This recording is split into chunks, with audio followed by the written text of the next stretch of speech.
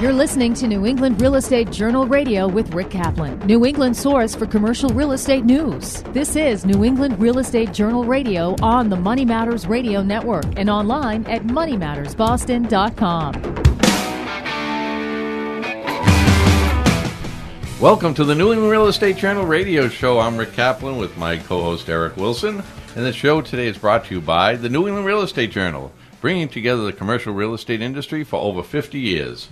Find us at NEREJ.com. If you'd like to be a guest or sponsor for the show, call 800-654-4993 or email us at radio@nerej.com. Again, that's 800-654-4993 or email radio@nerej.com. Good morning, Eric. Good morning, Rick. How we doing? Good. And we have in the studio Dennis Serpone from New England Restaurant Brokers. Good morning. And we're going to talk a little bit about all these retail stores that are closing. And Dennis might know a little more about that as well, because he's sort of in the retail restaurant. I'm there. I'm in the middle of it all. But there's so many of these retailers that are closing due to a lot of saturation. Mm-hmm. You know, over the years they've been opening thousands of stores, and then also the online shopping, I guess, is hurting them. But is it hurting them, or is it just relocating their business model? Well, I would think they would try to revisit how their restructure how their business is being shopped. I would think. Right. I think more and more people today are shopping online. Right. Well, convenience. That's just a part of society today. Everything's done online. Right. I think you'll see. This is the continue. I think this will be a continuing trend.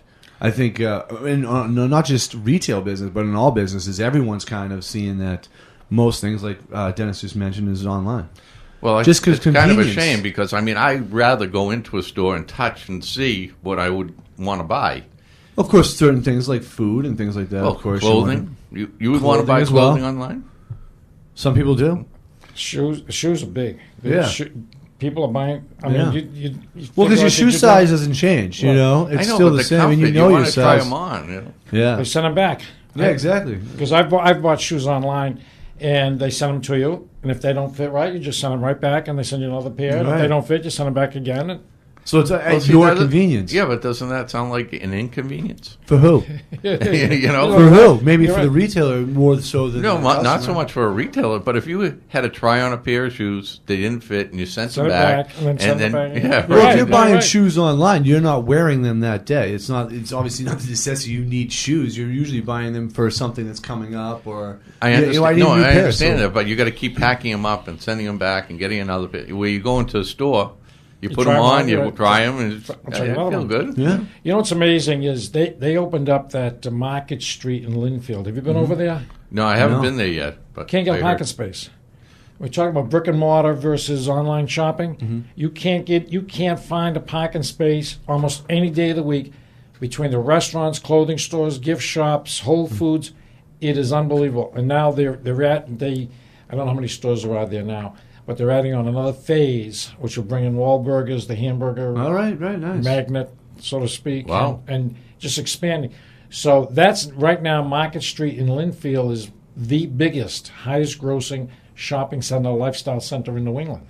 Wow. And it just opened. And that's what they call lifestyle centers? Yeah, it's the old-fashioned town square. Yeah. Right. As opposed to the enclosed mall. Right. Huge operation. Well, it's funny because I was in Canton on Friday, and I went to, there used to be a place called the Tri-Town Mall for Washington Street in Canton, and now they converted it to an outside block. Right, that's exactly what it is. That's a lifestyle center. That mall used to always be dead. Now you can't get parking space. Yeah, this place is now packed. They could never rent the place in the mall, and now everything is full. It's amazing. Yeah, I don't know what's the difference. What changed? Environment, the mix of stores. Yeah, a lot of it has to do with the mix of stores. Yeah. Plus, people like the ability to get fresh air when you walk out. It feels like you left something. When you enter a mall, you're in each store. It almost seems like a room in your house. So does that mean the recession is over? In a limited fashion. Yeah, I would say. I think it's so funny. I said this a year back, maybe earlier on the show that recession is one of those things I think is a lot to do with mental too. I think when you tell somebody that we're in a recession, everyone kind of tightens up the money, so therefore you kind of just predicted what's about to take place. When you tell people, last year we told everybody, hey, we're out of the recession, all of a sudden money started being lent again, and people start doing things based on credit kind of what we're told. Use your credit card. Yeah, well, it makes it easier to shop now because you can finance almost anything through a credit card. You think that's a government conspiracy to track money? Are these all the places that are closing up? These are all the retailers. There's some restaurants in there as well that are closing up locations. And, I'm looking at the list, and it says Radio Shack 500 stores, but our last report I heard was 1,100 stores, which is quite a bit of So property. Radio Shack, I'm sure you said Best Buy. Yeah, and Best Buy is on here. They didn't have a lot of stores they were closing up, Right. but they were closing some. What do you have on there for restaurants? Two stores for Best Buy. McDonald's has 74 Stores are closing? in Japan. Oh. Well, I can understand that because if it was McDonald's sushi or something like that, it might be different. I'm sure that McDonald's don't they usually tailor their menus to whatever The culture. Yeah, the culture they're in. So That's they probably true. have whatever the A sushi burger. crab burger instead or something like that. Yeah, something like that. Raw. Tuna burgers, things like that. Yeah, I'm sure they do. But Sbarro is a Sbarro, restaurant, 155 stores. Amazing. And they were king of the hill for a while. Yeah. I mean, that was a very popular. That was in almost every airport. Every shopping centers. And shopping centers. I can understand like Radio Shacks due to Amazon's growth as well, so that probably has a little factor in there in their competition.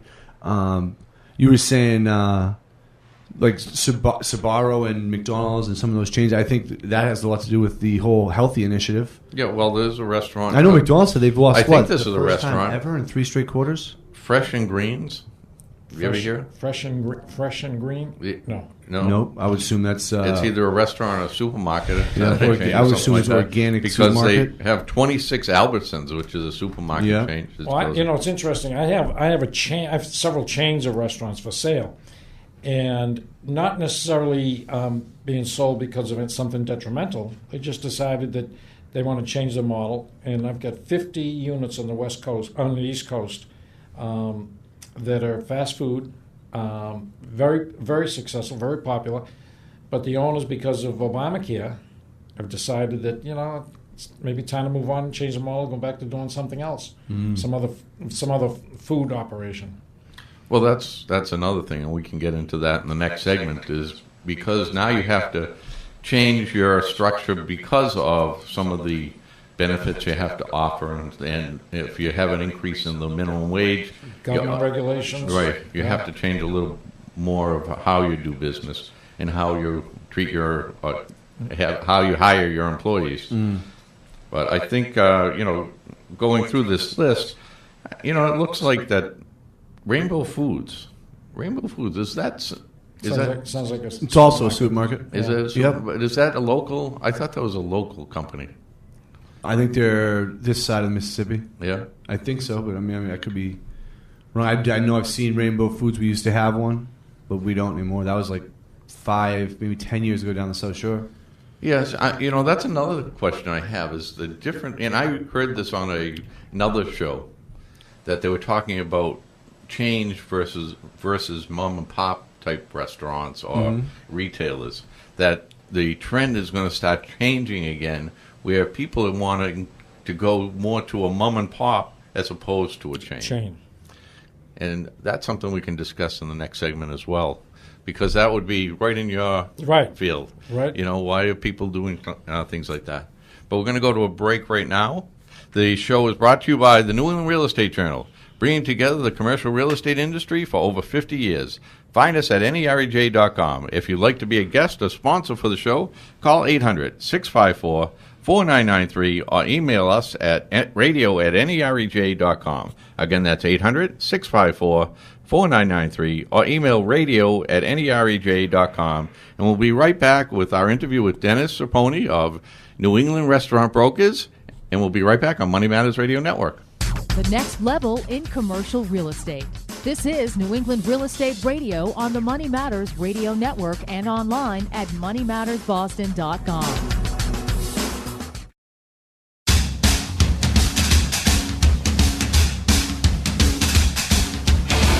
we're back on New England Real Estate Journal Radio. I'm Rick Kaplan with my co-host Eric Wilson. And our interview of the day is brought to you by Command Security Corporation. Is the nation's most trusted and experienced provider of affordable contract security services. Command Security Corporation offices nationwide and operations at numerous major international airports. They provide complete, customized, and cost-effective security solutions for industries, businesses, institutions, and organizations of all sizes.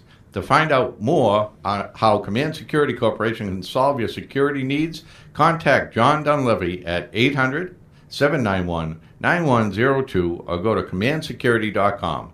That's John Dunleavy at 800-791-9102 or go to commandsecurity.com.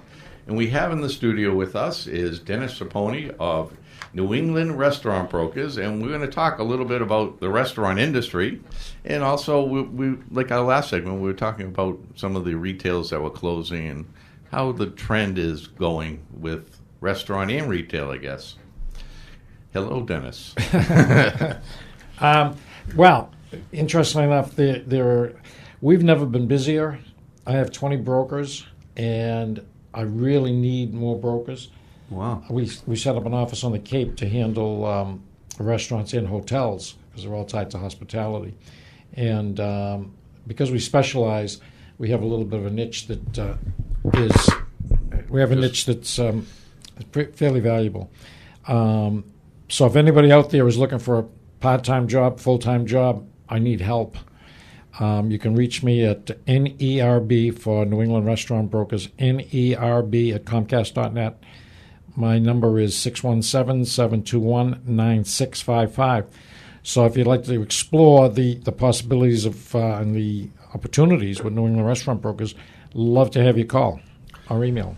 Look at that. We're not only talking about commercial real estate and what's going on, we're even finding people jobs. Yeah, this job was just listed right here at NERJ Radio. That's Love right. it.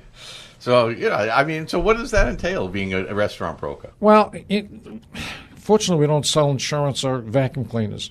We help people with their problems. Consultative selling. If you're a successful restaurateur, typically, if you're successful, you want another place. Mm-hmm. So we help you find another place. If you're in trouble and you want to get out of the business, we're the guys to help you get out of business. So, and it is a constant turnover. It's amazing.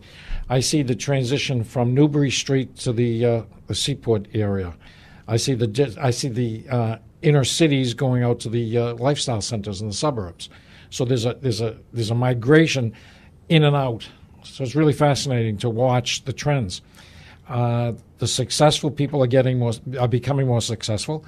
The people who have been struggling are now bailing out, and it's an opportunity for somebody else. I can see that industry being a little have a little excitement right now because of all these Food Network shows, and unbelievable. They travel around everywhere. To all these different restaurants, and you can everybody's see aware.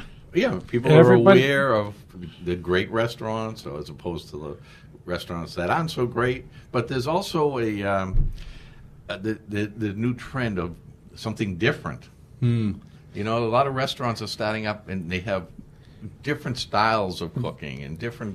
I think what's happening is people are watching the different reality shows, and they see a restaurant in Arkansas that has a special recipe for something, and somebody over here sees it and says, "My God, what a great idea!" And they add it to their menu, and it just fuels a whole food industry.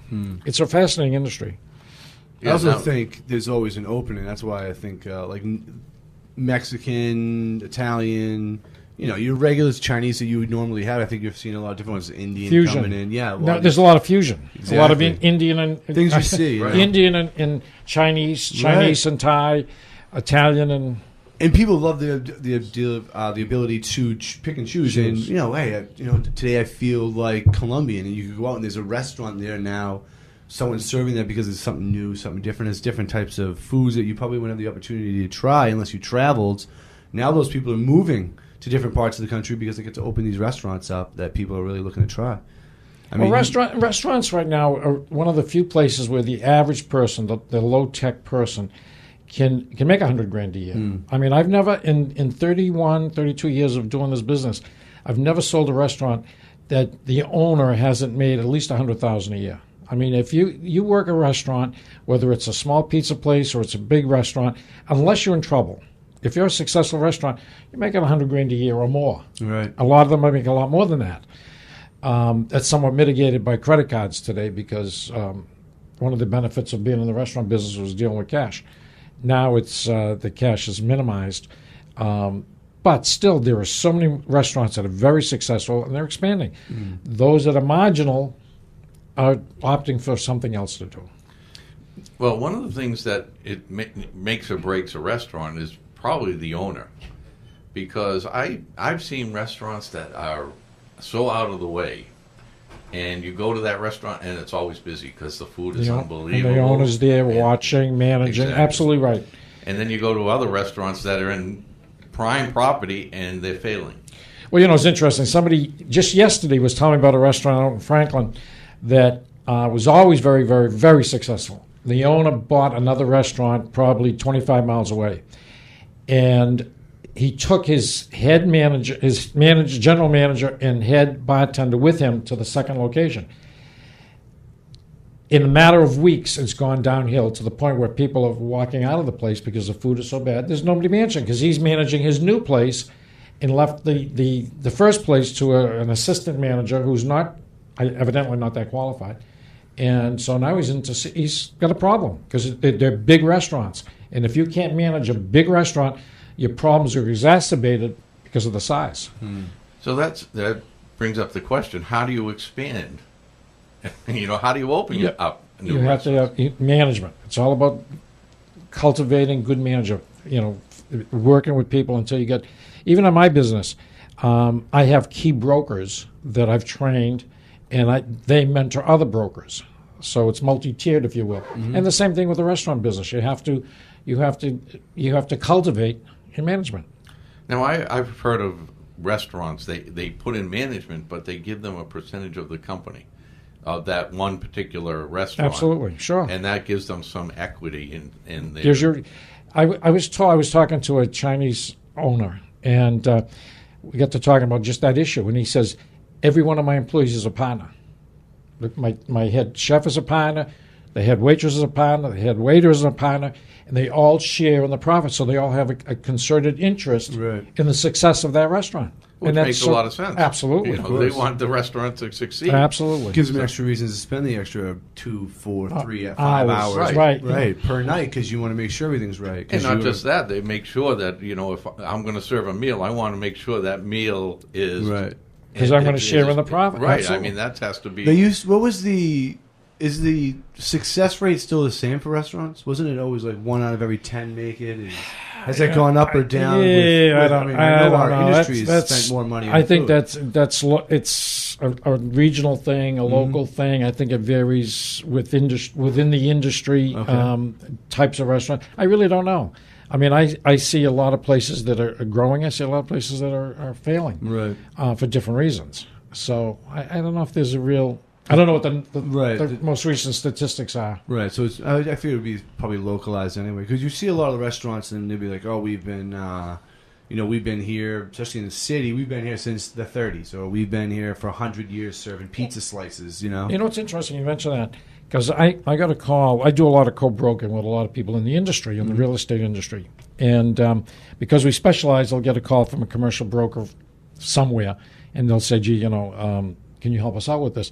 I got a call a couple of months ago from a broker on the Cape who had a $10 million restaurant, pub, nightclub. And so he said, I need somebody that specializes. Can you take a look at it?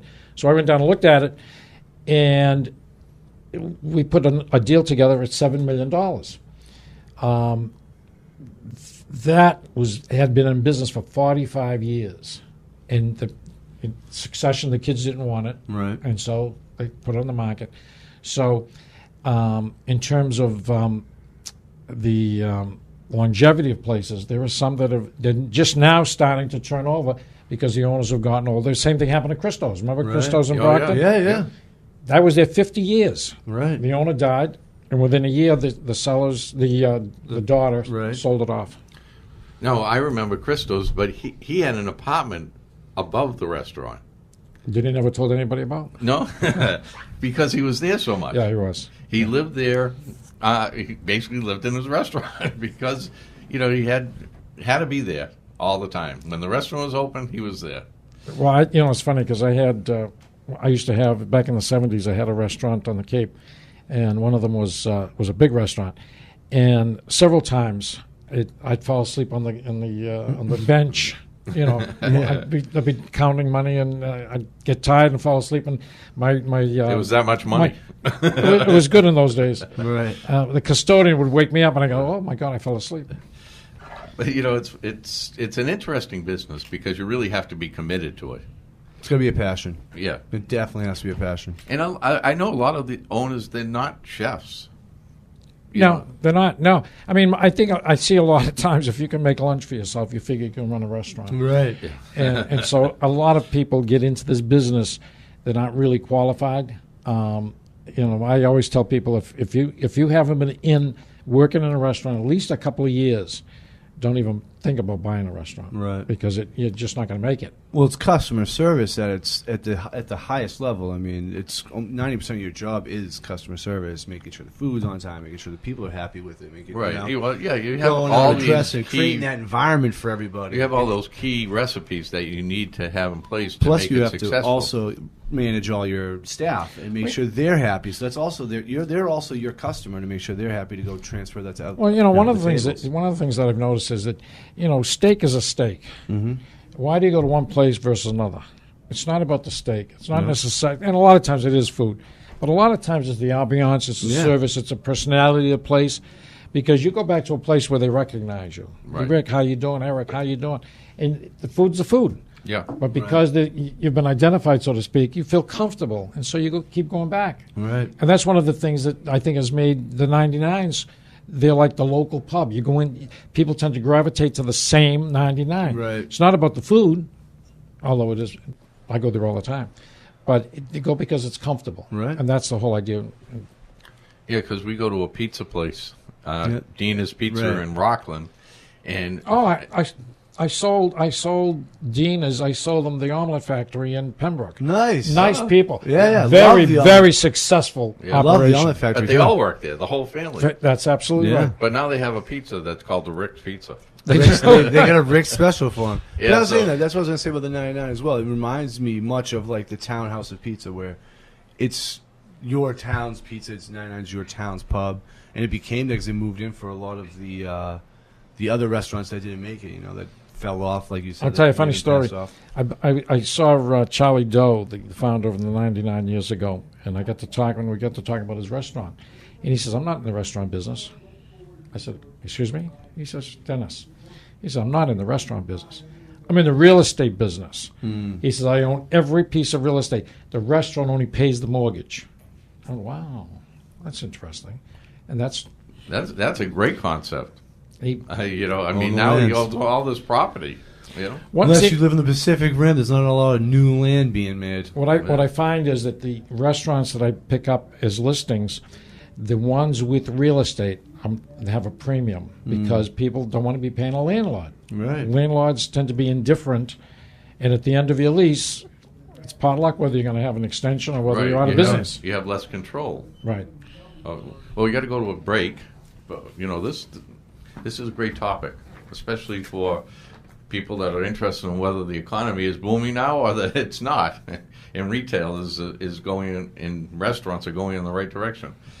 This interview is brought to you by Command Security Corporation, is the nation's most trusted and experienced provider of affordable contract security services.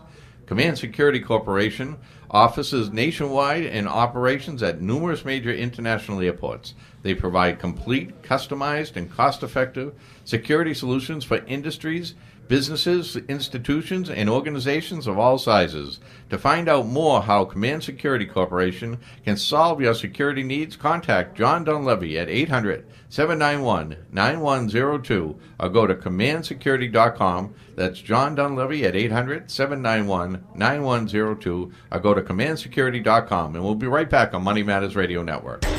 Rick Kaplan and Eric Wilson, right here on the Money Matters Radio Network and online at moneymattersboston.com.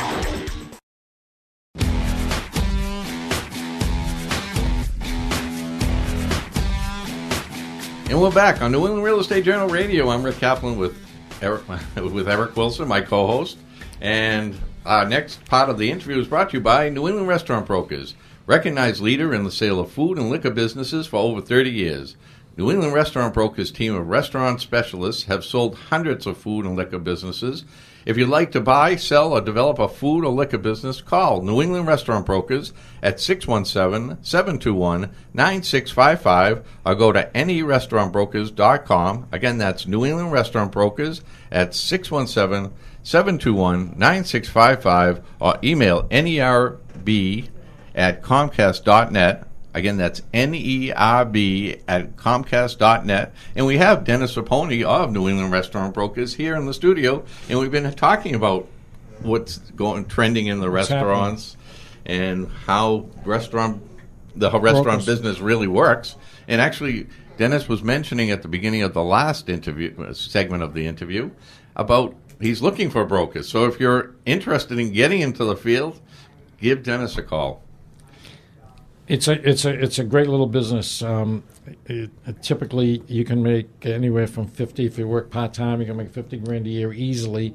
And I had one year where my top broker made $500,000. And when can I sign up? Tomorrow. Actually, I'll tell you a funny story. I got a call from an accountant recently, and he said, Dennis, would you be interested in a convenience store in Jamaica Plain? Jamaica Plain's inner city. We weren't crazy about it. So I asked one of my brokers, I said, "Would you be interested in a convenience store?" Yeah, okay. We went down to look at it, not knowing what we were going to get to. And it was a 5,000 square foot building with the real estate. We ended up selling it for $2.1 million. Wow. Commission 6%. Wow. So it's like $120,000 commission. He gets half of it. So it's not Who a bad. Who gets the other half? Friends of mine. Yeah, nice. Friends and family. But we also, and the restaurant I was talking about earlier, the one on the Cape, that was a $7 million deal, and that's our share of that's going to be about $200,000. Wow. So, and we split that evenly, with the brokers. So right. It's a great little business, and our minimum commission is $10,000. So even if we sell a small pizza place, there's a $10,000 commission. So it's relatively easy work. You work part-time, spare time if you want, or if you work it full-time, you can make a ton of money. So, what's the average broker sell a year? How many restaurants? My average broker probably sells 3 to 5 a year individually. Yeah. Some are doing more. It's the 80-20 rule. Right. Yeah. Out of 20 brokers, probably 4 or 5 are really, really full-time, excellent. The others play with it. They enjoy it. Subsequently, we need more brokers. So is that because there's so many people out there looking for restaurants, yes. or there's so many restaurants that are going on the market? We're missing so many places. I drive down the road and I go, there's another one for sale. There's another one gone. There's another one changing the signs. I've never seen it busier. People are getting out and people are getting in. Mm-hmm. And the strong are getting stronger, the weak are getting weaker, and that ebb and flow. I mean, I can see that business being, people turning them over quite a bit because it's a lot of work. It's a ton of work. You work 10 years in the business and you're working 7 days a week, 14, 15 hours a day. After 10 years, you're probably... You're tired. Yeah. But I tell you, what's interesting? Businesses, you'll appreciate this, businesses don't cost anything. And I've said that business costs zero. What are you talking about? If you buy a business that let's say makes $100,000 a year, and you pay $500,000 for that business, you're not going to live and die there. 5 years or 10 years from now, you're going to turn around and sell it. Well, if you make an assumption that if you paid $500,000 and you sell it 5 years from now for $500,000, that business costs you nothing. Right. Meanwhile, in that 5-year period, you made yourself $500,000. Right. Not a bad deal. No. Right. Where else do you get a job like that? Exactly right. So, and typically the $500,000 you pay for a business, it's seller finance. So you may have to put up $100,000 or $150,000 to get into the business. The balance is paid by the business, and then at the end of 5 or 10 years, you sell the business for what you paid for it. The business costs you nothing. So how many people that What's the average time frame that someone would get into a restaurant? To complete a deal, to buy a restaurant? Well, not so much to buy it, but when they buy a restaurant, How long do they stay? How often do they usually? I would say they turn over anywhere from 5 to 7 years. I sold the same restaurant 5 times in 10 years. Is that right? Every couple of years, 2 years, 1 year, 6 months. But I sold one restaurant 5 times in 10 years. Well, that's and each time for more money. Where is the hottest area in terms of counties like that's really turning over? Right now, Boston, Cambridge, population, the colleges. I mean, you can't get any better than Boston and Cambridge. However, the lifestyle centers in the suburbs are extremely hot. The affluent towns, the Winchesters, the Concords, great markets to be in. I had a pizza shop for sale in Cohasset, and we didn't take the listing. It was way overpriced, but they were selling pizzas for $27. A pizza for $27. $27. It was a gourmet pizza. Yeah, $27. So. Huh. But they could get it because it was Cohasset. Right. And some of those people would pay for it. And Deluxeberry next door would be delivering. They'd be delivering the $27 pizza to Duxbury. Yeah. So yeah, that's my neck of the woods. I wouldn't pay $27. Imagine that. No, $27 for. But most places around there is about $18 to $20 for a large pizza to begin with. I mean, even if you go to like Papagino's is like $16.99 because they know that's the prices that they've set in the South Shore. I went out for pizza Saturday with my son. Oh, Sunday with my son. We got 2 pizzas and chicken fingers. And now you know why I look the way I look. And the whole bill came to $25. That's solid. Well, you live in... if I moved to Cohasset, I got 1 pizza for $27. Yeah. Well, I mean, obviously, you must have been... how long was that business in line? Was he open for a long time? I don't know. Decided to sell? I don't know. I really know. We started to get into it, and it was the owner was... you get people who are unrealistic. You get sellers who are unrealistic. If, it's the old story. If you get me $1 million, I'll sell it. Right. It's not worth it, so you kind of just walk away from it. It's kind of the 2007 thing where everybody thought, "Hey, my house is worth $800,000." Exactly It's worth $250,000. Right. Yeah.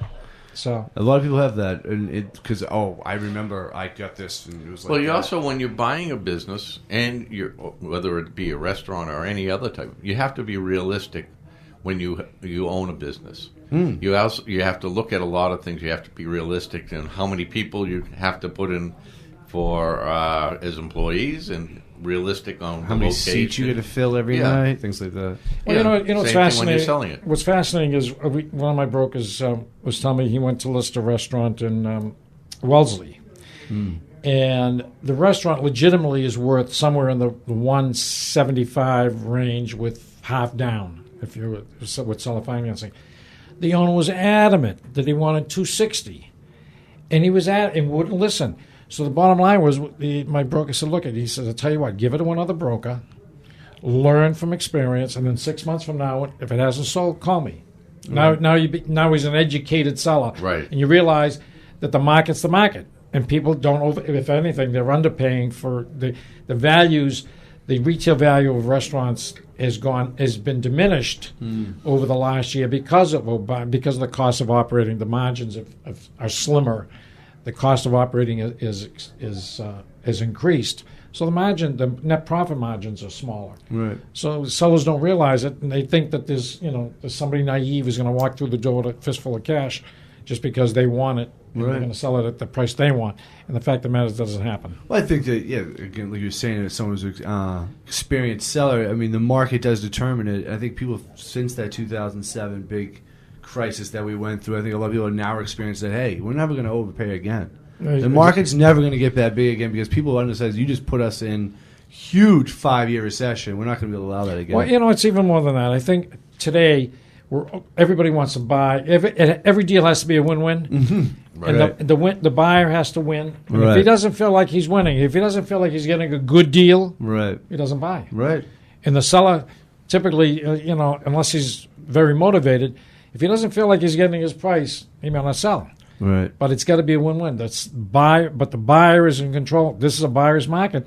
And if the buyer doesn't feel he's got a good deal, he's not going to buy. That must make your job a little bit more tricky seeing as you have to make both sides happy all the time, and both I know from just in anything and right at this time, everybody wants. I want the best deal I can possibly get, absolutely. which means more than likely you're taking advantage of the other party to Well, get it.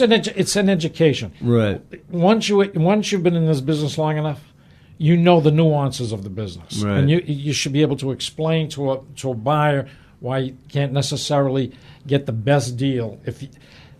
Buyers and sellers both focus on the selling price. Mm-hmm. That's not really the key. The key is how much money you're going to make while you own it. Mm-hmm. But yeah, if you have to pay $25,000 more for a business, but you're going to make $150,000 a year, what's that $25,000 difference?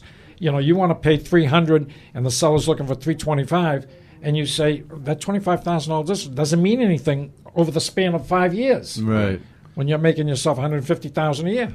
And so you set the value for most of these. Yeah, people. we know. Yeah, I know. People ask me. I do a lot of appraisals, and I do a lot of expert testimony when there's a controversy. But the fact of the matter is, I know what it's worth because I'm dealing with the marketplace, Right. and it's not necessarily the conventional way of appraising a business or a piece of real estate. It's really about market value. And the person who knows the market value is me because we're dealing with the marketplace every single day. Right. So that when somebody says, I think my business is on what basis? How do you, just because it feels good? And that's typically what happens. A seller in his mind says, this is what I want. It may not be realistic. Right. It's got to be a number that the buyer feels he's getting a good deal. My job is to be able to modulate both attitudes and bring them to that center point, and that comes with credibility because I've been doing it for 30-odd years. Right, and then you also mentioned, I think it was in the last part of the the first part of the interview, is that the real estate comes into play as well.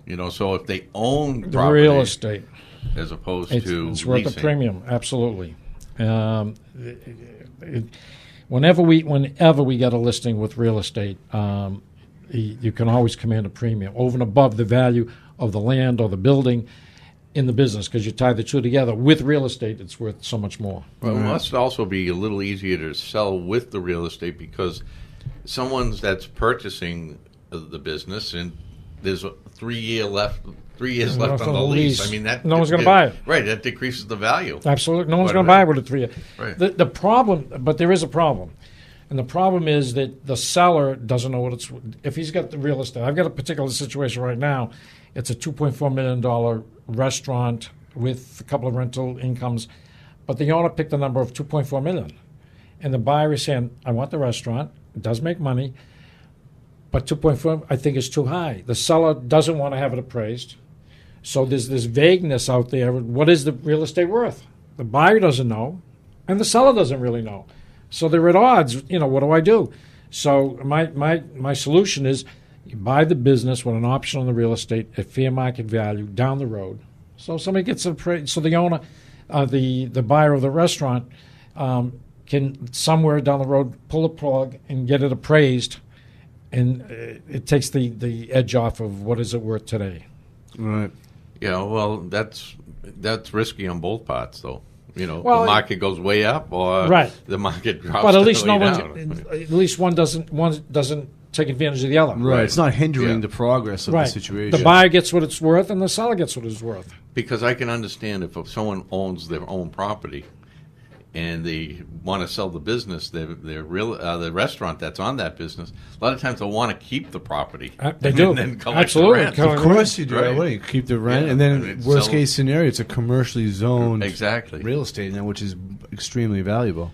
Yeah, I mean, It's very, like I said, we're not getting more land. It's everything's zoned out. So you can change zones through like voting and stuff like that, but most of the time it is what it is. so what would happen if someone buys a restaurant and then they say, you know what, I want this restaurant, and I want to buy this property down the street, and I'm going to buy this restaurant and move it down the street. Does that ever happen? People do that? No. No? No, I've never seen it. It may, but I've never seen that. Typically, if once you buy a restaurant, you want to cultivate the goodwill that's been established. Right, you want to keep it there. And you keep it there. Yeah, but they'll open up. They may open up. In the next town, another Right. place with real estate if they're able to get a hold of one. Because generally pizza places, things like that, they're usually in a strip plaza. Unless someone has an awful lot of money to buy a restaurant in a strip plaza, that probably doesn't happen too often. Yeah, I mean, it happens, but you know what I found, interestingly enough, through the years, I've met a lot of guys a number of people who've had pizza places, and pizza places have always been very profitable because your cost of goods is so low. Right. So you get a nice profit margin. And those that are successful, they typically will sell their pizza place and buy a small strip, a 5-unit strip, 4-unit strip, and put a pizza place in there. So they're their own tenant, right? And they collect rents from and that's a great little business. Owning a small strip, 4, 5, 6 stores is it's an annuity, right? So they actually get out of the restaurant business and now are in the real estate. You got to think that. I mean, pizza is the number one food bought and eaten in the world, not just America, but it's obviously our number one too. You can go anywhere. There's at least 3 or 4 pizza places in each town because pizza is just gives you everything you want. The other side of that is I was talking to a gentleman, I forgot where it was, but he put his place in the market and it was reasonably priced. But I said, why are you selling? He's Dennis. He said, when I came here 10 years ago, there were only 7 pizza places in town. Now there were 22 pizza places in this town. The population has not grown that much. Right. So what's happening is they're all splitting the pie. Yeah. Right. So when he was doing 20,000 a week, he's now down to 8,000 a week. Why? Because it's being spread around all the others. But aren't there any kind of regulations? Like if you go into, let's say we're here in Needham, how many restaurants are they going to? How many pizza restaurants are they going to allow into the town? Don't they have a limitation of that? No, I mean legally, I don't think you can really stop something. However, coming over here today, I looked for Dunkin' Donuts. Mm-hmm. I couldn't find a Dunkin' Donuts. In some towns, there's 7 on a corner. Right. I could not find a Dunkin'. I went down Gould Street. I went down this street. I couldn't find a Dunkin' Donuts. What's with Needham? Yeah, I don't know. Starbucks must have got here first. I don't know. Maybe they banned them from Needham. Yeah. No, I mean, I believe if you're right. I think she might be Newton. If you go down here to the left and you come out of Gould on Street Highland, here, if you go out and go past, instead of coming like you come up to the lights here, go the other direction downtown. I think it's down on the right across from Hess, I believe. Oh, and that it's like a little shopping plaza by Panera Bread and stuff. Yeah, I went the wrong direction. Yeah, that's going into towards Newton. Yeah. But like you said, there is one of those, and that's where pizza's kind of at too. I think is the same as the coffee market. You could open up another pizza place today, and most of them are you might lose a little bit of money, but there's still so much money to be made. You know what's industry. hot right now? Breakfast places. Yeah, I'm a huge fan of breakfast There's a places. million Dunkin' Donuts, a million Egg McMuffins. Right. But if you want an omelet, if you want 2 eggs over easy, it's all profit. Right. And you got to look for a place because they're not everywhere. There's not as many. Although I just saw today that Taco Bell is going to start. They're See gonna what I'm start saying? this. Because there's a huge market there. Yeah. People love to But eat again, breakfast. if it's the Egg McMuffin, the egg sandwiches, nobody. But if you go the almost, omelet. there is a place in Saugus. There was a closed restaurant, big restaurant, vacant space for a year, and then I went by there one day, and there's a breakfast place. I went in there for breakfast. The place is busy every single day. They do a huge business. Why? Because they do a full breakfast. The home fries are unique. They just do a great job. Place is always busy. So that's a hot the breakfast, lunch, and the pizza places are the 2 most profitable parts of the industry right now. Right. Along with obviously liquor bars. Right. Of course. Well, that would Can't do always, without those. Yeah, that would always. I wouldn't be able to work with Rick. No, I'm just kidding. He's got a bottle on him right now. Yeah, right. What do you think this coffee's filled with? No, are we taking a break and coming back? Yeah, why don't we take a break? We'll come right back. I'm just trying to think of, I had a question I wanted to ask Dennis, but now my mind just, that's what happens. After we take a break, he'll come That's back. what happens when you get to be my age. But the interview is brought to you by New England Restaurant Brokers, recognized leader in the sale of food and liquor businesses for over 30 years.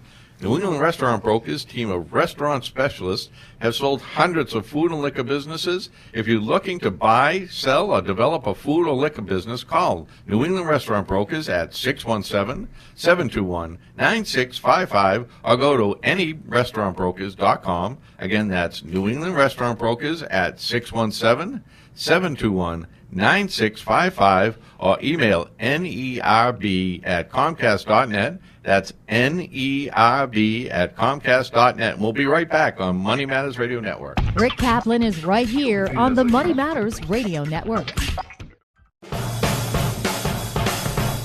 And we're back on New England Real Estate Journal Radio. I'm Rick Kaplan with my co-host Eric Wilson.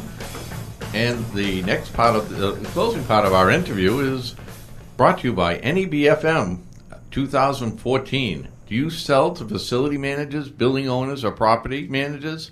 See thousands of these decision makers at the Northeast Buildings and Facility Management Show, June 18th and 19th at the Boston Convention Center. Go to proexpos.com. That's proexpos.com. And we're here with Dennis Serpone of New England Restaurant Brokers, and we're coming to the close of the interview with Dennis, who has given us a lot of information and has told us how to get into it. I haven't decided what I'm going to do when I leave here, if I'm going to be a restaurant broker or an owner. Now that I've learned so much about how to do both. But that's one of the nice things that Dennis is offering to our listeners, is that he has opportunities for them if they do want to be a broker in the industry.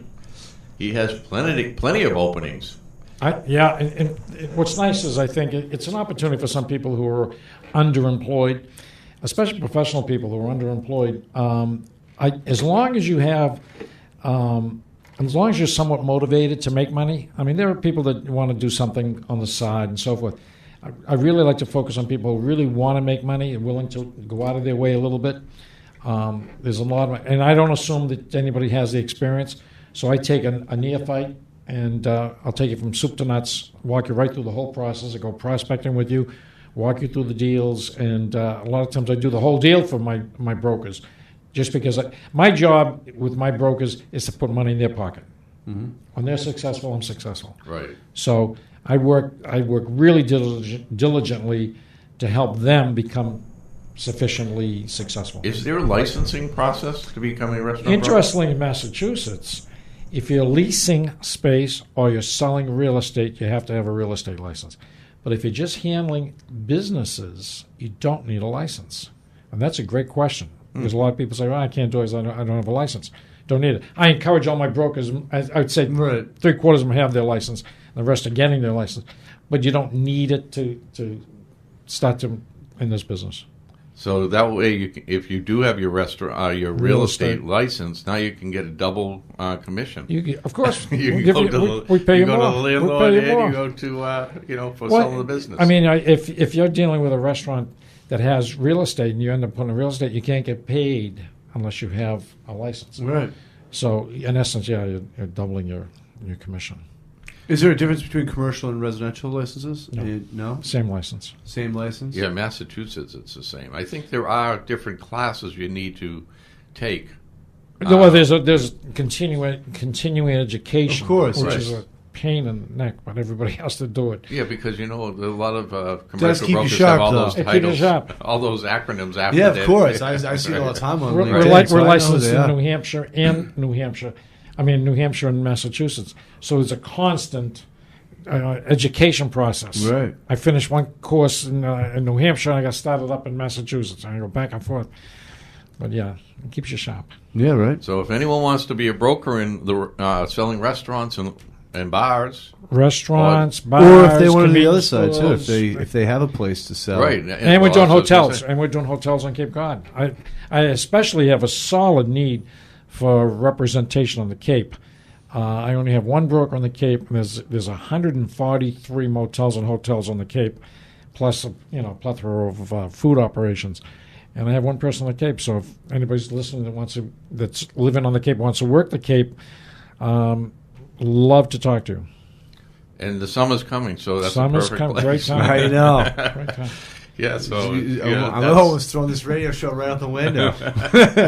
Be like, hey, I live in Plymouth. I'm right in the Cape. Well, they must have a lot of restaurants that turn over. They do. There's a lot of seasonal areas in the down the Cape. Yeah, plus it's booming too. They had a big growth in the Cape, especially right after Katrina in 2003 and 4. So they had a big boom down there with people moving to the Cape. Well, I'm involved with flipping houses on the Cape. Nice. We have an office in West Yarmouth, and the number of people who are buying homes on the Cape. My brother and nephew are flipping the houses, and they're bombarded with business. They got people waiting in line for these new houses. They're buying the foreclosures, doing the normal flipping process, and they're doing one after another.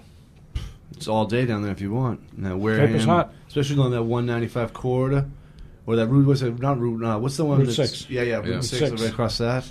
See, Dennis came a long way from falling asleep counting his money on that bench and the restaurant to here. So now he hired someone to count the money. Yeah, right. Nice. He doesn't have to do that anymore. Nice. Well, thank you for joining us today, Dennis. We really appreciate it. This is it. great. Yeah. And, so if someone wants to get a hold of you, I know we just mentioned it. The easiest way to get me, because my voicemail gets full very quickly. The easiest way to get me is to email me at NERB for New England Restaurant Brokers, NERB@Comcast.net, and I'll return your emails and meet with you and talk about what we do, how we do it, and how to make money. Do you ever call it NERB? NERB. Oh, yeah. NERB Central. I love NERB. I go to the bank and they're NERB's here. Yeah, I like that. It's a good name. You're a NERB. NERB. You're a NERB. I am a NERB. Thank you. Well, we thank Dennis for coming on, and Dennis will have a segment on our show next month as well. The next few months. So if you have any restaurant questions for Dennis, you can always email us at radio@nerej.com, and we'd be more than happy to pass them on to Dennis, and we can answer your questions Appreciate for you. that. And our segment has been brought to you by NEBFM 2014. Do you sell to facility managers, building owners, or property managers?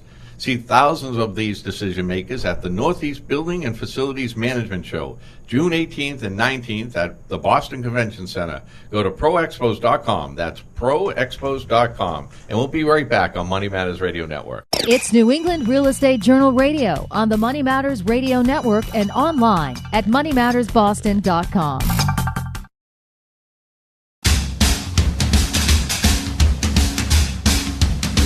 And we're back on New England Real Estate Journal Radio. I'm Rick Kaplan with my co-host Eric Wilson, and we are coming to the close of another show, Eric. Unfortunately, they could go on all day. Unfortunately, this is not all we do. But our show has been brought to you by the city of Hartford, Connecticut, actually. Right. And they have an area of Hartford, Connecticut. It's the north downtown area of Hartford, and it's called Dono. And they're looking for developers, and they're looking for investors to come into the area and revitalize that whole area. They have a whole plan put in the city, and it looks like it's going to be a great hotspot coming forward in the next few years. Well, it's definitely an opportunity for anybody that was looking great to build. opportunity. Right. There'll be restaurants. We went down there. It was really hotels, nice. Condominiums. We've seen all the pictures. It looks really good what they're trying to do down there. So definitely. If you'd like to have more information, you contact us at radio@nerej.com, and we can forward you along, or you can call the city of Hartford, Connecticut, or go to their website, which is hartford.ct. Gov. And nice. Eric has some events. We'll be coming up. We got first and foremost next week is March 18th at the EBC in the morning. We'll be doing a presentation. I'll be doing a little bit of moderation of introducing LinkedIn and kind of giving the basics before they open up to their expert panels with keynote speaker Susan Shelby from Rhino PR. The 19th, I'll be talking with USGBC up in the city. We'll be giving a 15-20 minute presentation on using social media to benefit their career. I believe it's for the young professionals. March 20th is the IREM event going to the Anheuser-Busch Tour. It's also the New England Real Estate Journal's event. Cocktails and Conversations hosted at Mr. Sid's. Don't forget that one. The following week, March 27th, is the big non-gala put on by Building Impact, which is basically a workshop for community and charity events and organization that puts together and helps buildings kind of collaborate with all of their tenants to put together a little charity and focus.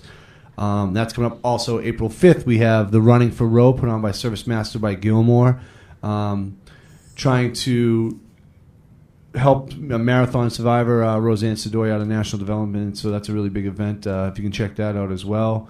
That's hashtag Run for Row. And also the HELP conference on April 7th and 8th.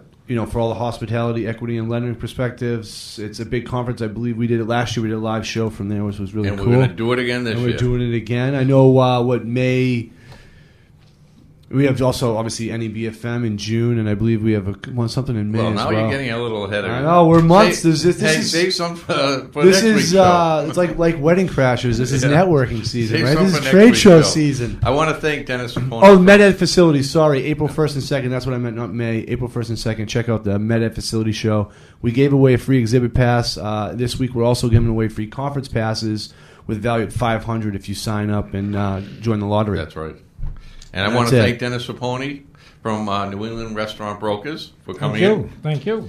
And I would also like to thank Command Security Corporation, NEBFM, and also the New England Real Estate Journal. Yeah, and also downtown North Hartford, Dono. Yes, and the show has been brought to you by the New England Real Estate Journal, bringing together the commercial real estate industry for over 50 years. Find us at NEREJ.com. If you'd like to be a guest or sponsor for the show, call 800-654-4993 or email us at radio@nerej.com. Again, that's 800-654-4993 or email radio@nerej.com, and this deal is done.